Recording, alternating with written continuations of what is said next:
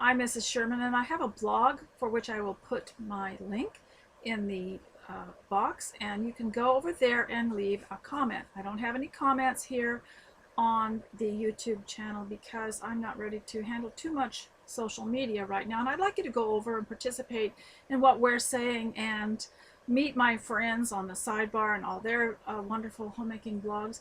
I've designed this video blog to be a homemaker support blog, and what it means is it's not a group you can form, and it's not a meeting you go to. You actually just take my words around with you, and if you have something to do, you just use me as background noise and listen while I talk about various aspects of homemaking. And today I'm not even sure what I'm going to title this, but I'm going to answer a couple of questions, and I'm just going to say, if you have some work to do that's rather repetitive, maybe you want to bake some bread, maybe you want to clean your sink, maybe you want to even clean your cat's litter box, and if you would like to have some company, well, the reason for this is most homemakers work alone. And even when you have children at home, your decision making is all your own, your planning is all your own, your time structure is all your own. You have to learn to be your own boss. You have to have, it's like running your own business, and the profit is, the result is, and the profit are the same, and that is you will live in a smooth functioning home, hopefully, and be happy.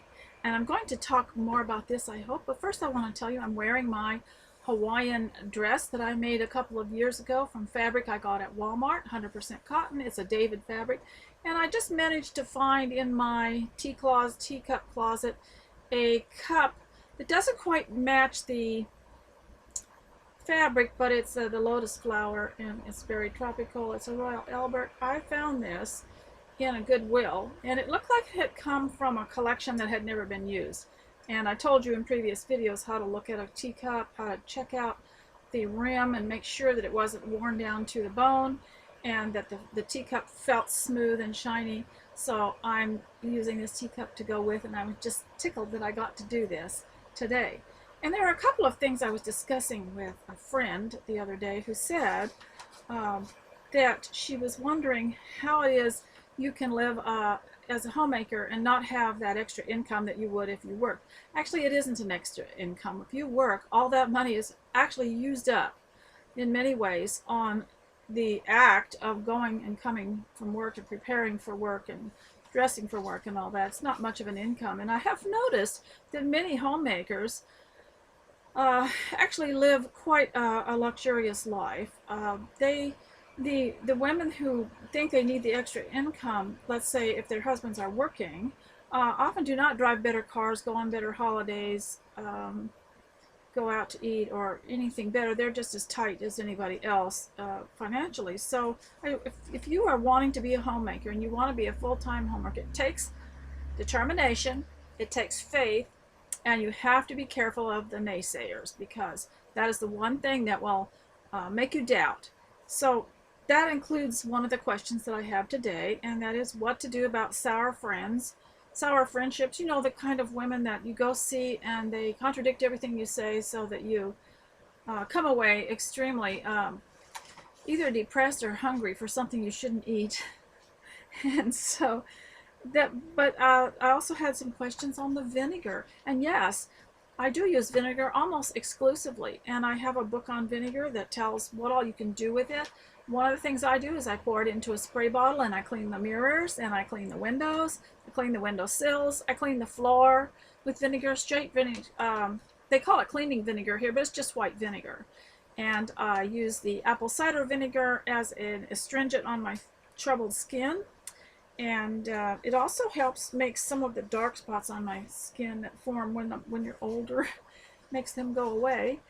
And I use it to clean the shower and the bathtub and the sink, and that way it's not toxic. I don't have to worry about it smelling, you know, the fumes, or giving me a headache or a stomach ache. And I'll just read you a few things about the vinegar first to start out with. And please remember, you don't have to sit here and watch me. I'm not doing anything. You can listen to me while you fold your laundry, or even while you go outside and do your chores out there. And so you don't have to look at anything. I'm not doing anything. And this is just to keep you company as you go along. As I said, sometimes you want something. I know I have my favorite videos and my favorite YouTube people that I like to listen to, but I don't want to I don't want to stop and watch them make something. I just need something to listen to. So I want to start with cats. Did you know that your cat can wreak havoc on your garden by using it as a litter box? Soak wads of newspaper with vinegar and scatter them in the areas where the cats have been. And the vinegar smell will discourage them. More about cats here. Use vinegar to clean out the kitty litter pan. But, however, you have to wash it afterwards, and you let the vinegar stand 15 minutes, about a half inch. And then you pour it out, dry the pan, and sprinkle the pan with baking soda, and then add the fresh litter. To discourage your cats from walking on, sleeping on, or scratching certain items in your home, lightly sprinkle items with vinegar. That's what that spray bottle is great for. The smell will keep the cats away. Control general scratching that the cat does by regularly wiping your cat or dog's ear area with a cloth dipped in vinegar. Isn't that clever? And there's much more here. Bread. Make the crust of homemade bread a nice golden brown by removing it from the oven shortly before baking time is complete and brushing it with vinegar. Return to the oven to finish baking. You can make homemade bread rise by adding 1 tablespoon vinegar for every 2.5 cups of flour in the recipe. Reduce the other liquids proportionately. So there are many uses for vinegar. You can get online and find a list. You can also order books on all the household uses for vinegar, and it prevents, I think, too much. There's just too much stuff in the air. There's too much, especially in a house. You're closed up. You don't need more chemicals. You don't need more scents and smells. And so I think you have to be careful with detergents. I've quit using so many detergents. I do buy a detergent for hand wash dishes in, but it has no phosphates in it, and it's Dawn. I get it at the Dollar Tree, and it absolutely has no phosphates and something else not in. I have to be careful about my pipes and drains. I'm out in the country. You know how that is. So now I have this. I'm hoping to speak a little bit longer today, so that I don't. So that you can actually do something. Maybe you have a room. I'm in a sewing room, by the way. It's the messiest room in the house. You see the shelves behind me need to be cleaned out, and but I've always got a project going, and there's never seems to be time. I want to get that finished, the dress finished or whatever. But this is my sewing room, and it's also a child's day bed behind me, which looks like a little sitting area. And I'm going through some of my rooms today, just kind of walking through, checking them out, see what needed to be improved or done or cleaned. And I came in here and I had the most relaxed feeling. Do you have a room that you feel the most at peace in? This is the one that I feel the most at peace in. I haven't got a clue. It might be the lighting. It might be the fact that it's a little more femininely decorated, and it's a child's room. It's got some dolls in it, some toys. It's got fabric in it. And I just wondered. I've used it as a guest room several times, and they all say that there's an atmosphere in here that they just love.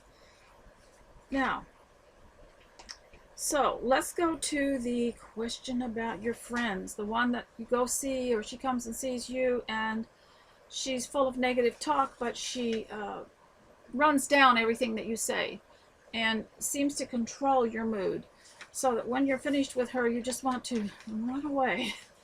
So we want to talk a little bit about that. There is a Bible example of someone with this attitude, and I'm not sure that it actually goes with, but I'm going to use it. And we used to call him the pouting prophet, and he was Jonah in the Old Testament. If you remember, he was told by God to go and preach to a very wicked city called Nineveh and tell them to repent, because if they didn't, they were going to be destroyed. Sometimes men just want that big crash. They want to see everything set on fire. They want to see everything blow up. And so Jonah didn't want to go and preach to these people. And he didn't look at it as an opportunity. I told you last time, use some things that are not so good as a stepping stone to something that's better. Just use it as a trigger to something that's better. This is one of the secrets to living at home happily. And life is part good and part bad. And you cannot go make the mistake of thinking, well, you know, if I do everything right and I'm a good housekeeper and everything, nothing bad will happen to me. That's not true, because life, it has its ups and downs, it's uneven, and it's never going to run completely smoothly for you. So you have to look at things rather philosophical, and also in kind of an amused way, is how can I outwit this, overcome it, outlast it, and do better. And so sometimes when you reach discouragement, it might even make you do something even more extraordinary. Or someone puts a roadblock in front of you and you can't seem to move forward. You can't do something you planned on doing. You can work around it. And I have learned to do that. And I will read you some things about this. But I want to go back to Jonah, the pouting prophet, because remember, he ran away and got on a ship, and he was thrown overboard and swallowed by a whale, which is quite a story, isn't it? But he was so penitent, and he spent 3 days praying, and when the whale spit him up, he was ready to go and do God's bidding.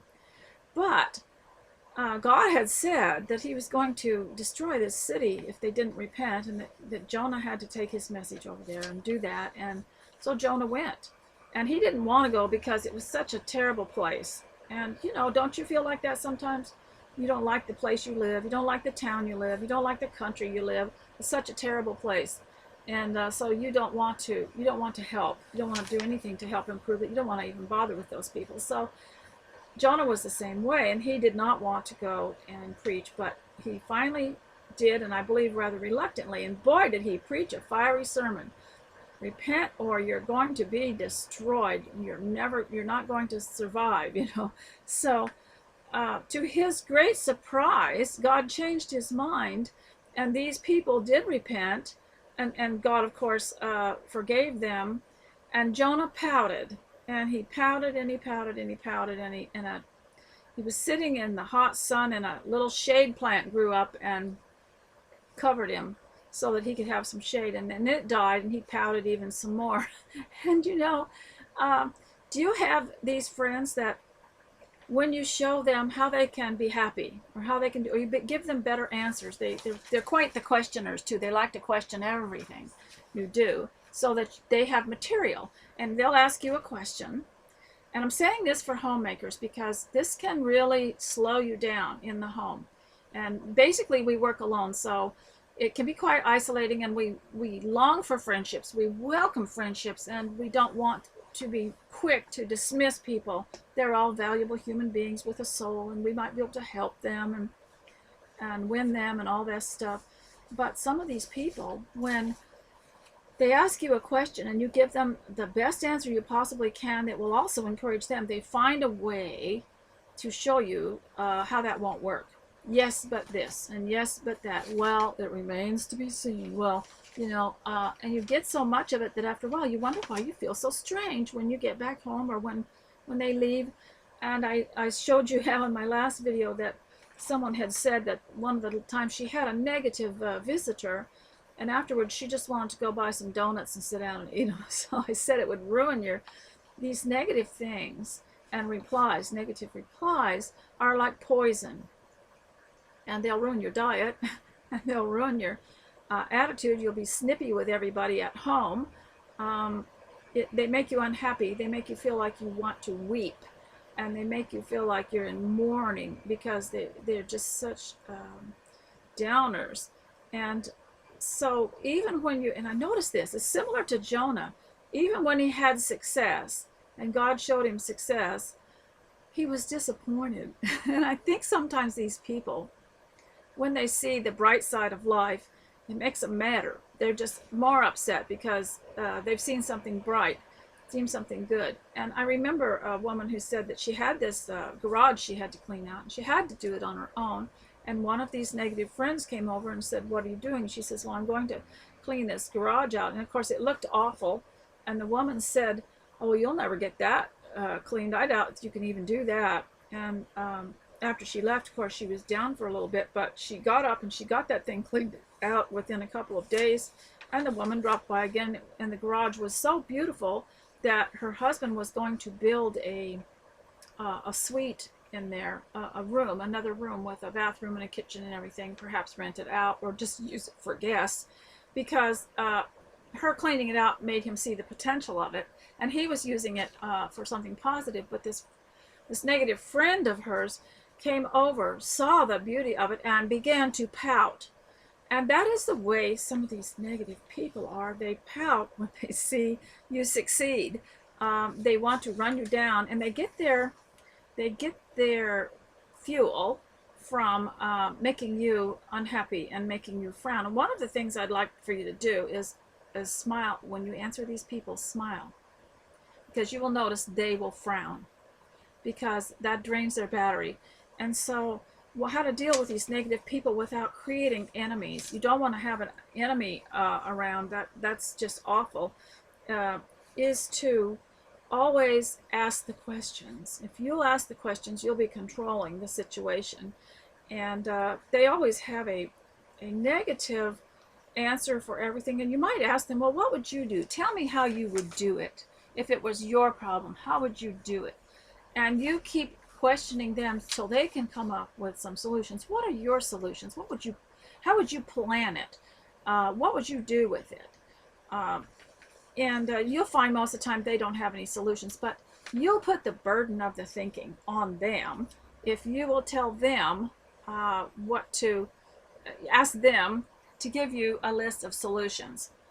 So sour friends are a problem, but you can use them as a blessing.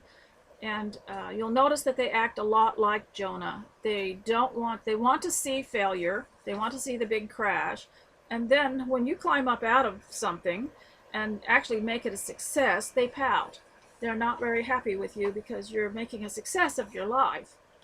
Okay? And many of these people, they're in better shape than we are. They're better off than we are. Their husbands make more money. Their children are doing fine. They have better homes. They have better vacations and everything, but they're sour on life. So now I want to move on to today. After church, we were given a bulletin. My husband writes a bulletin every Sunday, and which I think is pretty neat, because most ministers put them online. You have to go online to read them, but we get it on paper, so it's kind of neat. And interesting, the title of it was "You Can Be Happy," and I started to read this and thought I'd pick out some things here. If I had a keyboard that was working, I would be typing things to you rather than speaking. And some people have written to me and said, hope the keyboard doesn't start working, because they'd rather listen. You can actually carry it around and get a lot more done listening. This one is called You Can Be Happy, and it says we live in an amazing time. On one hand, we have the highest standard of living in the history of the world. And that pretty much applies to all the world, doesn't it? We are very affluent. We have the most advanced technology. And we have a more educated population than ever before in history. We have the latest gadgets, computers, cars, and television. And of course, I have to add, we have the prettiest fabric now, and the best teacups, and the most flavorful teas that, before all we had was maybe some, of course, I grew up on the homestead, and we'd buy case lots of stuff, and it wasn't always fresh, and our coffee was already ground and put in a can. It wasn't very good. And now, we can buy the gourmet stuff, and so we just live in a wonderful, wonderful time. And so, but we look around and we see evidence that people are not happy, and they dwell on the negative. He said here, watch the evening news, and all you hear are the problems, and they will tell you how bad things are. In spite of our blessings, they are, creating an unhappy society. So it goes on to say that the Apostle Paul would have understood this, because he wrote to the Christians in Philippi. Remember, I was telling you about Philippians 4:8, whatever's good, whatever's pure, whatever's lovely, whatever's good of report, whatever's noble, think on these things. And Paul had to remind people to be happy. And so he also spent quite a bit of time in that book of Philippians chapter 4 particularly, saying, rejoice in the Lord always. Again, I say rejoice. Let your gentle spirit be known to all men. Be anxious for nothing, but in everything by prayer and supplication with thanksgiving let your requests be made known to God. That's a really good one. Be anxious for nothing, but in everything by prayer and supplication with thanksgiving. You need to dwell on that when you're praying and in prayer.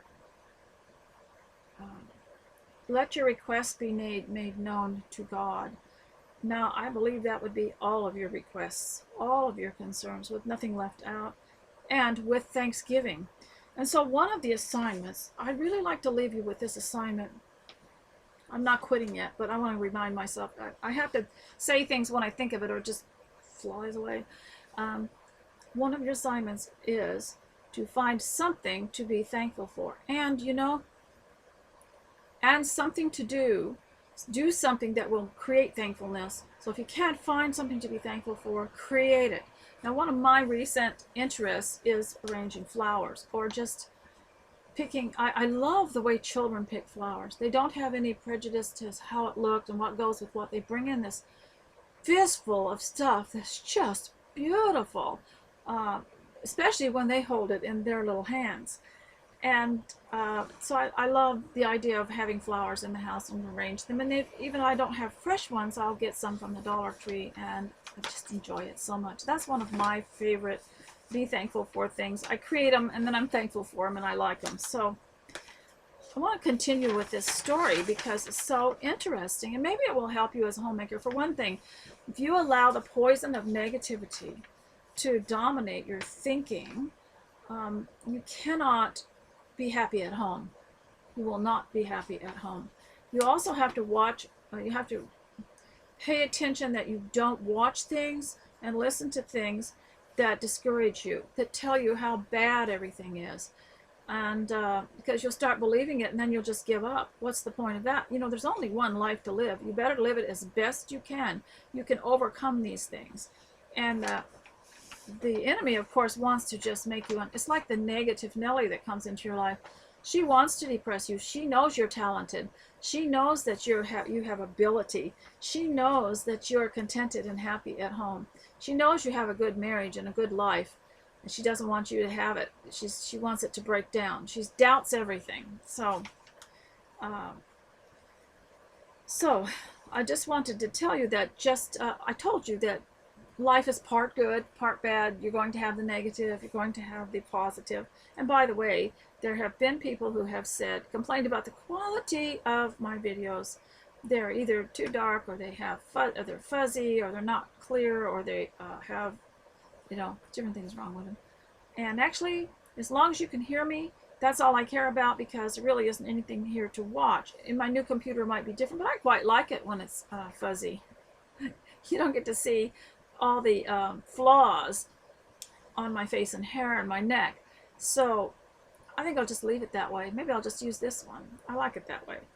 So Paul tells us not to be anxious. And who do you tell someone not to be anxious? Someone who's worrying. And I wrote down on my notes is to use worry as one of those triggers, to substitute right away with thankfulness. If you substitute a thankful thing with a worry. Now, I understand when we're under extreme stress, someone is dying, and you're going to be a lot more concerned and worried. But I am talking more about this just everyday worry. Are we going to, is the world going to come to an end today? Are we going to have enough money? What are we going to eat for dinner? You don't need to do that, and the Bible says not to do it. Christ said not to do it, because he said, look at the birds, look at the grass of the field, and the flowers. They don't even toil, and God takes care of them. And we toil, and God takes care of us. So we're going to be even more stable and even more reassured. So we don't need to do that as homemakers. Now, you can look in the past and see how homemakers survived. They were not as concerned about what was happening in the rest of the world as they were about in their own homes, because that was their realm and that was their responsibility. If you start worrying about the rest of the world and the way that your city is going and the way that your state is going, you are not going to be able to, you'll lose ground. And believe me when I tell you that being a homemaker and helping to guide your family and take care of them does more for the world than you can possibly know throughout the generations. It creates people who are not dependent on other people, who do not cause problems for the government, who do not cause problems in the world, and you're taking care of their thought processes if you're raising children, and you are contributing more than you ever realize. And so your home is the basis for a lot of world change, even if you don't know it. And that would take quite a bit, to talk about that. So I want to talk a little bit about, before I go on and finish reading this article, the purpose of work. In the very beginning of the Bible, it talks about Adam being told to work. That was the first command, wasn't it? To work. He had to work and to earn. Work and earn. Those two things go together. And so work, if you look at all the examples of work in the Bible, you'll notice that work also brings contentment, health, and happiness. So work at home. You start getting anxious, do some work. I know a lady who said that someone had said something cruel to her one time. I don't know who it was or what the relationship was, but it just devastated her. Just, after all those years of friendship and everything, someone said something cruel to her. So she sat and moped for a while, and then she thought, well, I can't do this. So she went out and she started pulling grass and weeds until she had made the most beautiful garden around her house. And every day, whenever she started to worry about that situation, she went out and pulled more weeds. Well, not only did she make a beautiful garden and build something out of this terrible, devastating disaster of a friendship, she also became very thin and beautiful, and her skin was glowing, and she was more youthful. So you need to turn any kind of negative thinking into some positive work. Work can give you youth, can give you strength, it can give you energy. And I was talking to a friend on the phone the other day, and you know who you are. She said, when you're sitting a lot, you don't have as much energy, but when you're up and you're moving around, it seems to produce more energy. So you want to think about that and find out if maybe your own inertia is causing you some negative thinking. So God knows we are going to face stressful time in our lives. Well, that's the way life is. Even Jesus was in agony in the garden, and stress is part of life. That's what adrenaline is for. It responds to the stress. And when people try to treat it in the wrong way, then it messes up the function of adrenaline. Who among us can hear bad news and not feel some kind of anxiety? Who among us have felt some worry while raising children? And who of us can lose a job and not feel stressed? The fact is, we all live here in life, and life itself causes stress. So we all have deadlines and challenges and stress. And the Bible never pretends we don't live in a utopia, that we don't live in the real world. And I know some people think you people just, all you do is talk about sweetness and light. All you do is talk about the good, the good life. But of course we don't. We know that life is not all sweetness and light. We know that.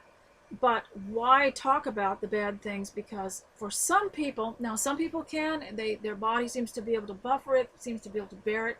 But some people, especially ladies, can't take too much bad news, can't dwell on it too much, because it will actually literally make them sick.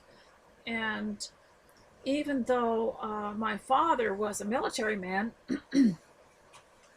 he told me once that if he received too much bad news, and this was long after he was retired from the military, If he received too much bad news, it literally made him sick to his stomach. So some people are affected differently by it. So the Bible doesn't pretend that we don't live in the real world, and it never promises that if we are good at being Christians, we'll be stress-free. So you need to know that, and I mentioned that in a previous video, that the Ulster Scots that came out west told their children, anything you try, you can do anything you want, but anything you try to do, be prepared and expect resistance. Expect someone to try to stop you. So knowing that, you should have more courage. So you get a negative Nelly in your life, and remember, she's just trying to stop you. She's trying to slow you down. You can feel your body actually shutting down around these people, or your emotions shut down around these people. So the best thing to do when you get these negative Nellies, go and fix yourself a cup of tea, offer them a cup of tea, and act pleased, and smile, and ask them, how do you like your tea, and how often do you drink tea, and let them go on and on in their negative way, but do try to control it. And the best thing to do, I think, from watching what other people do, is they pretty much are close-lipped around these people, because if you say anything, you're giving them ammunition for them, you're giving them material for them to object to. And so be careful what kind of information you give them. You don't need to give them any information, because they're the type of people that will argue with you if you tell them it's a nice day, or if you tell them the sky is blue. And I don't know what you want to call that, but sometimes when you give good information and happy, try to spread a little bit of happiness and just pleasantness. I'm not saying be overly happy with someone who's in trouble or having severe problems, but just being pleasant. There's a culture of, I don't know what you would call it, but when you're pleasant to some of these people, they feel that they're being attacked, or that you're being aggressive. It's just the strangest thing. If it's something different than what they wanted or they're used to hearing, there might be a lot of arguing going on in their home, and that's maybe why they're like that. We don't know. But if they hear something different than the narrative that they are used to or wanted, they feel attacked. They feel put down. It's just the strangest thing. And life itself causes discouragement. But the Apostle Paul says, keep our minds on things that are good, pure, encouraging, and so on. It seems to be human nature that many people focus on the negative. We see the failings in others before we see the good. We notice the flaws in something before we acknowledge the strength.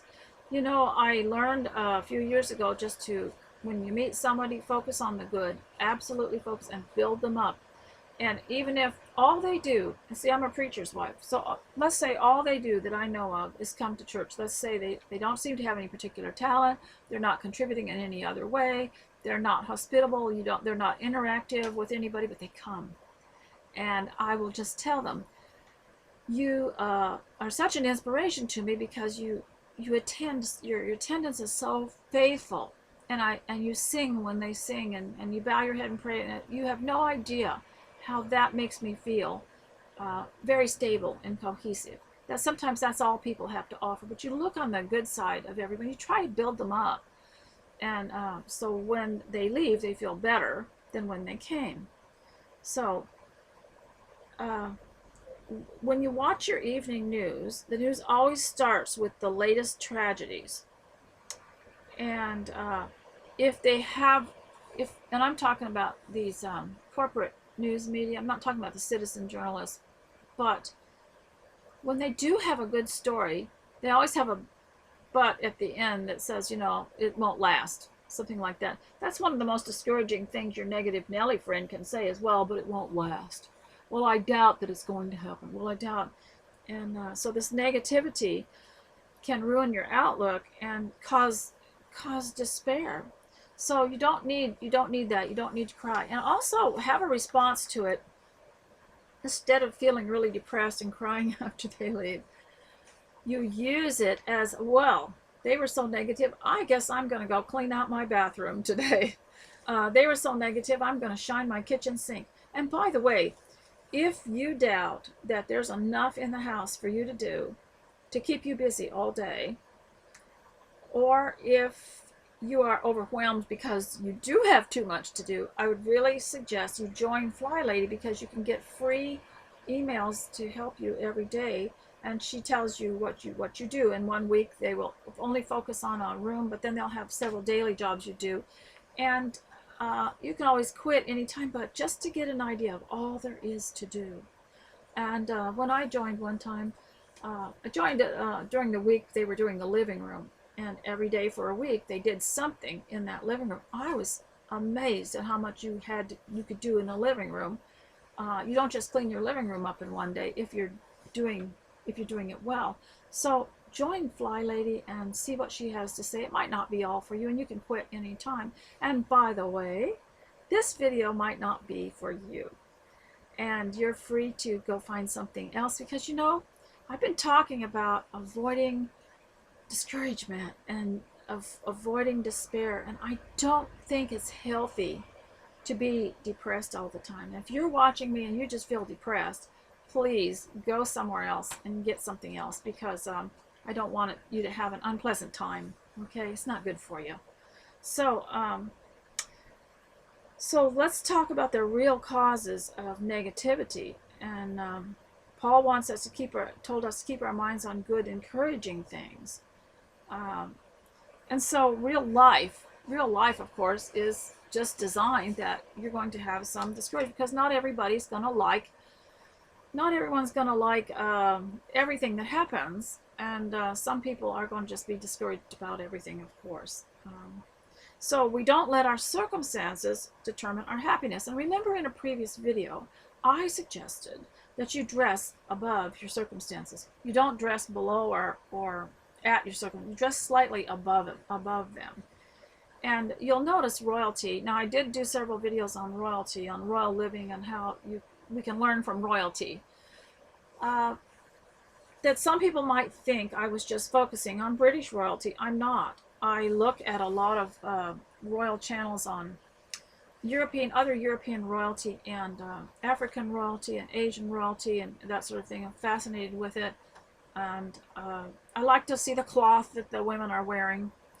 And some of their countries don't have, nice roads or just modern things and everything, but those women, oh my goodness, and the men too, royalty, they wear gorgeous clothing, and it lifts them up. And if you remember, there was I don't know if it's still there, but on my sidebar, I'm terrible at organization and files and stuff, and I tend to put something on the sidebar and just leave it there and never check it. But there was the story called When Queens Ride By, and it was about a queen that got dressed up. It was a story told to a woman who was very discouraged, and she was picking apples, and she hadn't, had a regular meal, and her house was a mess, and she'd get up early in the morning picking apples, trying to make money. And so the lady whose car had broken down by the side of the road was telling her about a queen that was in a country where a lot of rumors were being spread about how bad things were in that country. And so people were getting very discouraged. And so she decided that she would call her best carriage, she would dress up, and she would ride through town, because people were saying that something was wrong with the queen, and that the queen was failing, and other discouraging things. So she just got dressed up and rode through town and waved at everybody. Did you know that you're getting dressed up and you're having nice meals at the table with your fine china is a way of doing that, of encouraging your people? And because there will be rumors, well, they're not doing so well, those people. I'm not sure about this homemaking stuff, and I'm not even sure about their marriage. Get dressed up and ride your little carriage through town and wave, and you can learn a lot.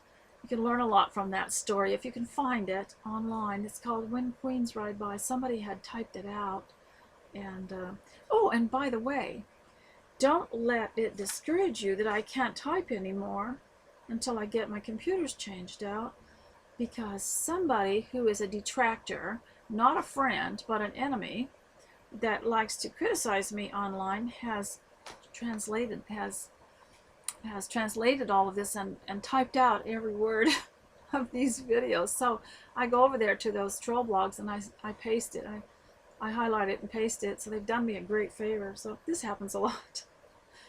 So your well-being is something that's so important, and work also helps your well-being. If you're feeling a little bit discouraged, go clean out something. I like to go through a pattern drawer and get it all straightened out. I've got my pattern sorted according to men's clothes, children's clothes, coats, dresses, and every now and then I'll just go through it and check it, see what I have. Maybe I've in a hurry, put a pattern in the wrong place. And there's something about organizing and putting things away and cleaning things that balances the mind. Give it a try. Give it a try. If you go through, some of you are going through winter, might feel a little bit strange, things feel a little bit eerie. Start straightening something else. Start organizing something. You're going to find a different feeling. Years ago, before there were a lot of psychiatrists and therapists and medications for people that got distressed or depressed, there was a doctor who was on the radio giving advice to people who were feeling low, and he suggested both to men and women, find something to organize, find something to clean out, and for the women, clean out your spice cabinet and take everything out, clean it up, put it back in, and measure the feelings that you have and see how you feel. And if you're feeling a little bit better but not quite, and you still feel a little bit off, clean out another one. And for the men, clean out their shop. Well, what we call shop in the United States is a shed where they keep all their tools and where they build things and they store their boat, and that's called their shop. And so, instead of taking 2 aspirins and calling him in the morning, you clean out 2 cabinets and then take note of how differently you felt. But this is the problem with too much naysaying and listening to too much negative, is that it can get inside of you. And of course the enemy, you go through the Old Testament and you see all those stories of Israel. And that's another thing too, is Israel was a religious nation, and as a religious nation they weren't it was not looked upon lightly, and it was frowned upon to run their own nation down, to run their own people down, because if word got out to the enemies of Israel, they could defeat them much easier if the people were depressed, discouraged, and thought they were a terrible nation. So you can't do that for homemaking and for your home. You can't run your country down, you can't run your city down, you can't run your church down, you can't run your family down. You know the flaws, but what I would suggest you do, when you see these things that bother you, figure out a way to fix it. And one way that you can do it is you can dress up. You can, just like the queen, that dressed up and rode through town and showed everyone everything was well with her. You can dress up, you can speak up, and what I mean is speak words that lift people up and lift yourself up. You can live up, do things that improve your life, improve yourself, and give yourself a reward. I will have so much to do, but I'll say, I'm going to hurry because I want to do this. I want to get my work done because I'm going to go get some more thread, or I'm going to go get something that I like. So dress up, speak up, and live up. Or I'm going to clean my kitchen because afterwards I'm going to make a nice meal and serve it. So the Apostle Paul sure had reasons to be unhappy. There was a scripture where he said, thrice I was, robbed, beaten, and, left to die, and things like that. And so he had a lot of things to be unhappy about. And circumstances can be hard on us, but he taught that you don't use your circumstances as an excuse to give up. So even though the Bible deals with the realities of life, it offers us a way to deal with it. So the things that were offered, if you'll read Philippians 4, you're going to find it. And God also gives us relief through prayer, and relief through trust in Him. And when you do good, you get gladness in your heart. And so God gives us contentment. So cast your care on Him. And so here's a final verse for you. Therefore, humble yourselves under the mighty hand of God, that he may exalt you at the proper time, casting all your anxiety on him, because he cares for you. That's 1 Peter 5:6-8. There is no need for you to handle your own worries. Turn them over to God, who is big enough to handle them. I just thought that was such a nice lesson because it went along with the stuff that was on my mind. And so today, remember, you can be happy because happiness, it sends good things through your body, and it helps balance your thoughts, and it gives you good judgment. Whereas being morose and negative can cause you not to progress very much in your home and in your family, and it'll ruin your health. If you're trying to get healthy because, or you're trying to be more fit or more rested, you cannot have all this negative thinking. So I hope this has helped. I'm not sure how long I have spoken, and I know, of course, that the video is not high quality, but I hope that it's been good for you, and I hope that you will please leave me a comment. Thank you. Goodbye.